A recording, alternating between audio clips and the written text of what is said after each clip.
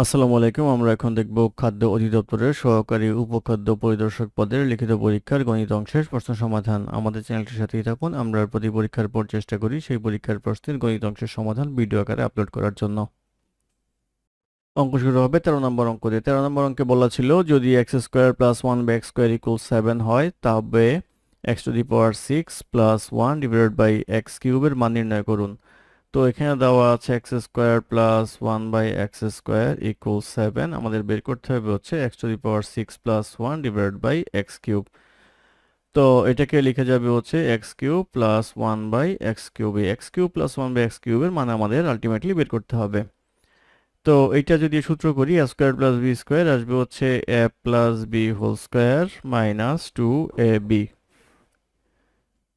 Equals আসবে হচ্ছে 7, বা x plus one by x whole square equals আসবে হচ্ছে 7। এটা কাটা, এই টুটা এই পাশে চলে যাবে, প্লাস 2 ইকুয়ালস আসবে হচ্ছে 9, বা x plus one by X equals আসবে হচ্ছে 3 উভয় পক্ষে বর্গমূল করে। আমাদের লাগবে হচ্ছে X cube plus one by x cube.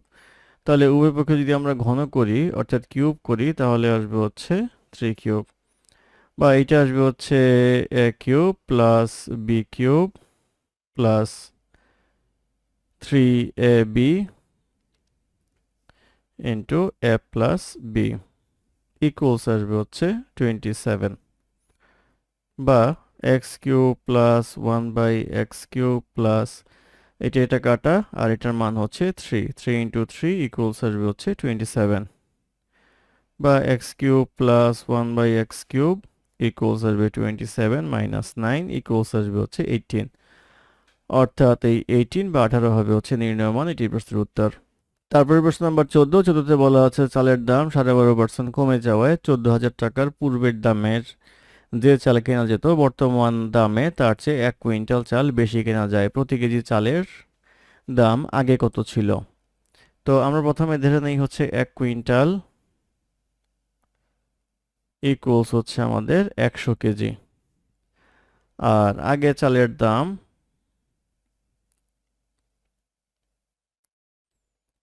ধরে নেই হচ্ছে 8x টাকা প্রতি কেজি ছিল, আর বর্তমানে 12 ভাগের 2 ভাগ কমে যাওয়ায়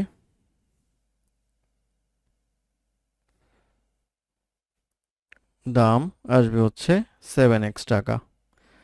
তাহলে আগে ছিল হচ্ছে 8x টাকা, এখন দাম হচ্ছে 7x টাকা প্রতি কেজি। আর বলা হচ্ছে 14,000 টাকায় পূর্বের চেয়ে এখন 1 কুইন্টাল চাল বেশি পাওয়া যায়। তাহলে বর্তমানে যেহেতু দাম কমে গেছে তাহলে এখানে আমরা লিখতে পারবো হচ্ছে 14,000 ডিভাইড বাই 7x। এত কেজি চাউল আমরা পাই, আগে পেতাম হচ্ছে 14,000 ডিভাইড বাই 8x। তো এটার পার্থক্যটা হচ্ছে আমাদের এই 100 কেজি, বা এটা লসাগু করলে আসবে হচ্ছে 56x, এটা করলে আসবে হচ্ছে 14,000, যদি উপরে কমন নেই তাহলে আসবে হচ্ছে 8 মাইনাস 7 ইকুয়ালস আসবে হচ্ছে 100, বা 56x ইন্টু 100 ইকুয়ালস আসবে হচ্ছে 14,000, বা x ইকুয়ালস আসবে হচ্ছে 2.5। x ইকুয়ালস 2.5 আসলে জানতে চাওয়া হয়েছে যে প্রতি কেজি চালের দাম আগে কত ছিল।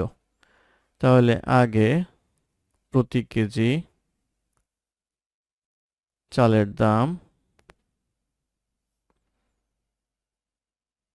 ছিল 8x টাকা। এটা সমান সমান হচ্ছে 8 ইন্টু 2.5 ইকুয়ালস আসবে হচ্ছে 20 টাকা, অর্থাৎ 20 টাকা ছিল হচ্ছে আগে প্রতি কেজি চাউলের দাম। এটি হবে এই প্রশ্নের উত্তর। তারপরে প্রশ্ন নম্বর 15তে বলা আছে এক ব্যক্তি 180 মিটার লম্বা একটি ব্রিজের উপর দাঁড়িয়ে আছে। সে দেখলো একটি ট্রেন 20 সেকেন্ডে ব্রিজ এবং 8 সেকেন্ডে তাকে অতিক্রম করলো। ট্রেনের দৈর্ঘ্য এবং গতিবেগ নির্ণয় করুন।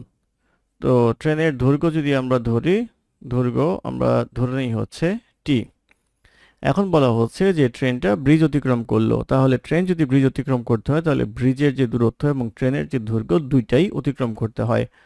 তাহলে ব্রিজের দৈর্ঘ্য হচ্ছে 180 মিটার প্লাস হচ্ছে ট্রেন, এই দুটো অতিক্রম করতে সময় লাগে হচ্ছে 20 সেকেন্ড ডিভাইডেড বাই 20। আর বলা হচ্ছে ট্রেনটা ব্যক্তিকে অতিক্রম করে হচ্ছে 8 সেকেন্ডে, তাহলে ট্রেনের যে দৈর্ঘ্য আছে টি সেইটা অতিক্রম করে হচ্ছে 8 সেকেন্ডে। এইটা আসবে হচ্ছে ইকুয়েশন, এটা একটা গতিবেগ, এইটা একটা গতিবেগ, অর্থাৎ এইটা যে ব্রিজ অতিক্রম করলো সেই রেসপেক্টে গতিবেগ, আর এটা হচ্ছে ব্যক্তির রেসপেক্টে গতিবেগ। বা এটা কাটাকাটি করলে এটা আসবে হচ্ছে 5, এটা আসবে হচ্ছে 2, তাহলে আমরা লিখতে পারবো হচ্ছে 5t ইকুয়ালস 2 ইন্টু 180 প্লাস টি, বা 5t ইকুয়ালস আসবে হচ্ছে 360 প্লাস 2t, বা 3t ইকুয়ালস আসবে হচ্ছে 360, বা t ইকুয়ালস আসবে হচ্ছে 120, অর্থাৎ 120 মিটার হবে হচ্ছে ট্রেনের দৈর্ঘ্য। এখন লাগবে হচ্ছে গতিবেগ। অতএব গতিবেগ ইকুয়ালস হচ্ছে দৈর্ঘ্য ডিভাইডেড বাই সময়। তো একটা গতিবেগ আমাদের ছিল t/8, তাহলে এটা পাবো হচ্ছে t হচ্ছে 120/8 মিটার পার সেকেন্ড।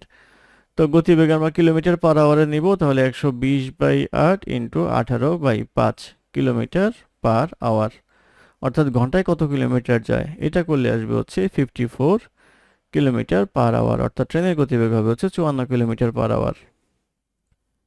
এটি হবে এই প্রশ্নের উত্তর। তারপরে প্রশ্ন নাম্বার 16, নাম্বার 16তে বলা আছে একটি সামান্তরিক ক্ষেত্রের ক্ষেত্রফল একটি বর্গক্ষেত্রের ক্ষেত্রফলের সমান। সামান্তরিকের ভূমি 125 মিটার এবং উচ্চতা 5 মিটার হলে বর্গক্ষেত্রের কর্ণের দৈর্ঘ্য নির্ণয় করুন। তাহলে আমরা আসি হচ্ছে আগে সামান্তরিক, তারপরে আসবো হচ্ছে বর্গ। তো সামান্তরিকের ক্ষেত্রফল আগে আমরা বের করব। সামান্তরিকের ক্ষেত্রফল হচ্ছে আমাদের দৈর্ঘ্য ইন্টু আসবে হচ্ছে উচ্চতা। তো এখানে দৈর্ঘ্য আছে হচ্ছে 125, উচ্চতা আছে হচ্ছে 5, তাহলে আসবে হচ্ছে 625 বর্গ মিটার। এখন এটাই হচ্ছে আমাদের বর্গের ক্ষেত্রফল। বর্গের এক বাহু ধরে নেই হচ্ছে এ, তাহলে ক্ষেত্রফল ইকুয়ালস আসবে হচ্ছে এ স্কয়ার। অতএব আমরা বলতে পারি এ স্কয়ার ইকুয়ালস 625, অতএব এ ইকুয়ালস আসবে হচ্ছে 25। এখন বের করতে হবে হচ্ছে কর্ণ। কর্ণের সূত্র হচ্ছে কর্ণ হচ্ছে √2a, তাহলে আসবে হচ্ছে 25√2। এই 25√2 মিটার হবে হচ্ছে কর্ণের দৈর্ঘ্য। এটি হবে এই প্রশ্নের উত্তর। ধন্যবাদ আমাদের সাথে থাকার জন্য। আমাদের চ্যানেলটি ভালো লাগলে অবশ্যই সাবস্ক্রাইব করবেন, লাইক, কমেন্ট এবং শেয়ার করবেন। আমাকে কোনো সমস্যা থাকলে আমাদের কমেন্টে জানাবেন, আমরা চেষ্টা করব কমেন্টে রিপ্লাই দেওয়ার জন্য। ধন্যবাদ।